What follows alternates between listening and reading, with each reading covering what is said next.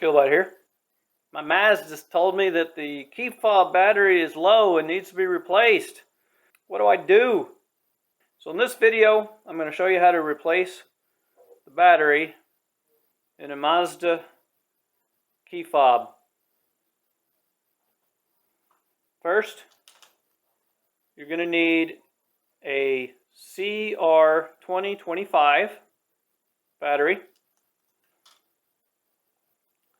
You're going to take your key fob, slide this over, pull the key out. Do not pry on this. On the side, you might be able to use your fingernail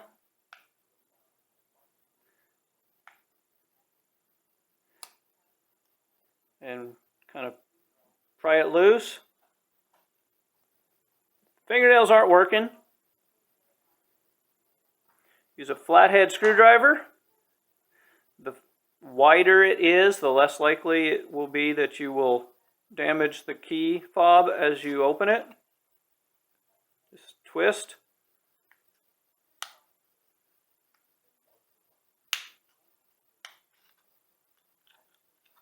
There you go. And this, just pull up. Drop it. Knock the camera. Yeah, we're doing well. Okay, remember how the battery was in it. So we have where it says the CR2025 showing. I'm going to dump that out. New one. Place in there.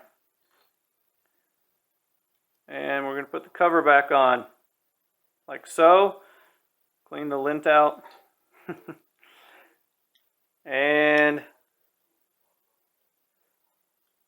starting from the bottom, put it back together. Slide your key in the correct way and you are done. It is that simple. And if you really screwed this up so it won't stay shut, just buy a key fob cover like this, and you can get it one that matches your car. Pretty sweet. Anyway, now that's how easy it is.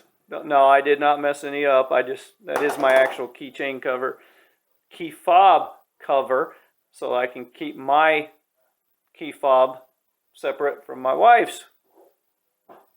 All right. Hope that was helpful.